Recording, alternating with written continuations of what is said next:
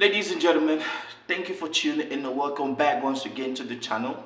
It is always an honor, like I always like to say, that to have you stop by and check out one of my vlogs and engage with me in the comment section. And on this vlog, man, let's just go straight into it. I want us to talk about the recently ended China-Africa situation where the president of China invited all of the presidents in Africa, and I want us to talk about it, and let's discuss it in the comment section too. But before we do get started, please, if you've not done it yet, please do not forget, man. Hey, think about being part of the channel. I mean, hit that subscribe button, smash the like, man, and give us that thumbs up. Now, ladies and gentlemen, there's a whole lot to unpack, but let's get right into it. I hope you guys are good, man.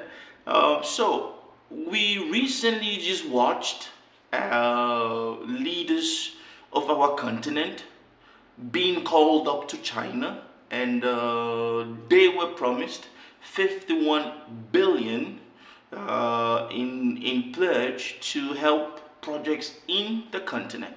And I would first of all like to say this now. When we look at the relationship between the West and the relationship between Africa and China, you would agree with me that the better partner has been China. But there is a debate if this is actually factual, because China gives loans and they keep something as collateral. And if you cannot pay back this loan, or if you cannot finance this loan, man, they are going to take, let's say, an airport, a seaport, something in your country. Now, whose fault is it that they, African leaders, always default on loans? Don't ask me, but we all know that on the continent, our greatest issue is bad governance. I'm talking about corruption, embezzlement of state funds, tribalism, nepotism, and everything. But this is not what I want to talk about. I want us to look at the conference in China. Now, ladies and gentlemen, we all watched how some of our leaders sat there. Some of them were dozing off. Some of them are too old to even pay attention for more than 1 hour. And they were listening to China. And in the recent years, man, there's no arguing that China has been a better partner to Africa. And China has been doing a whole lot of infrastructural constructions across the continent. So it's easy for someone to say, but hey, we would prefer that to the West. Now, we all know that the West, the relationship the West has with Africa has always been devilish and vampiric, and I don't want us to dive into the details of that, because that can definitely be a vlog longer than 2 hours. Now, I want us to talk about this issue. Now, have you ever asked yourself why every part of the world is inviting African leaders like beggars to come to their part of the country, and then they talk and they promise them one or two things? Recently, man, we had the Russia-Africa situation. We also have what we call the Indian-Africa situation. And then we do have the American-African Summit. And now we have the China-Africa Summit. Now, there's also the Europe-Africa situation, which didn't go down pretty well because of the Mediterranean.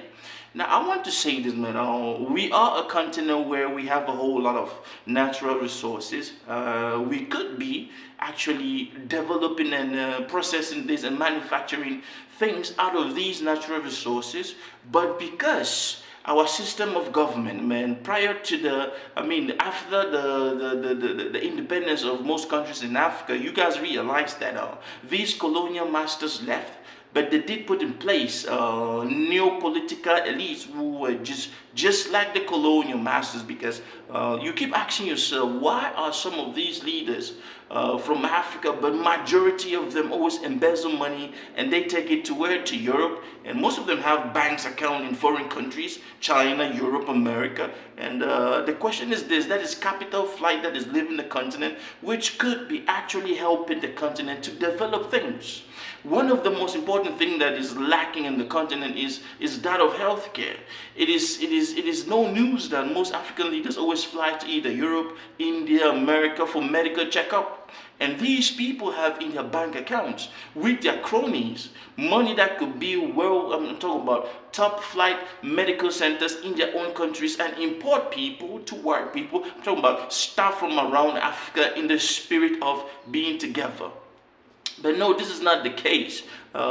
They prefer to be called over and, camouflage and blindfolded with some money, and they let these people take some of their natural resources. And when we talk about natural resources, one of those which comes to my mind is gold, and we have uranium, and we have a diamond, we have a whole lot of things that come up from the continent.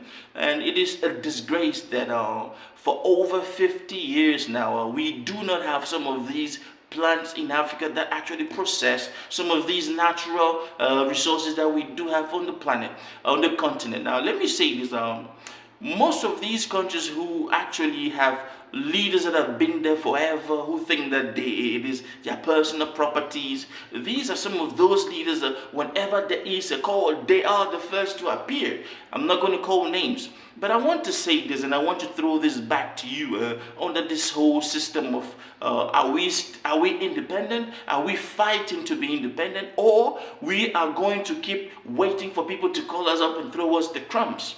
I still don't understand how you have something in your house and somebody comes from outside and tells you how to implement that thing, or the person tells you the worth of what you have in your own house.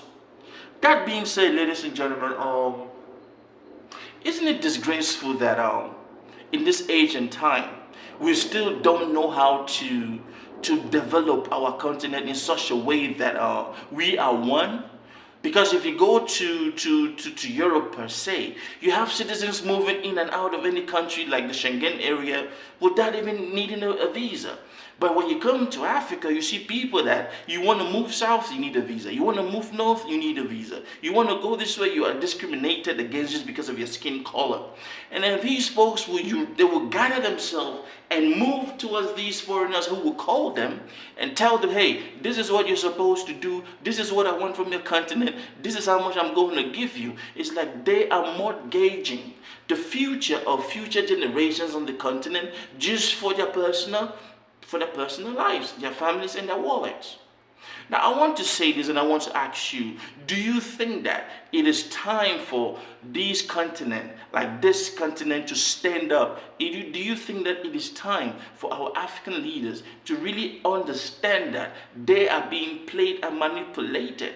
But because some of these people already sold away their consciences, they really do not care. Now, it is left to us, because when I say us, the continent, the population of the continent is majority youthful age.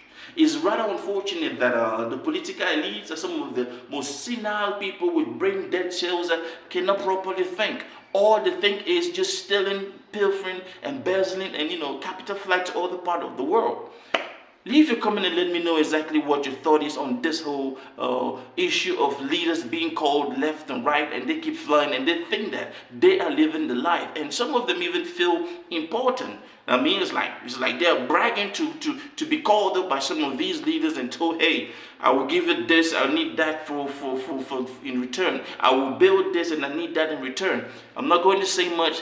That's all I have to say. Do leave a comment, and I hope you did join the channel, man. Hit that subscribe button, smash that like, and give us that thumbs up. Stay blessed. Peace.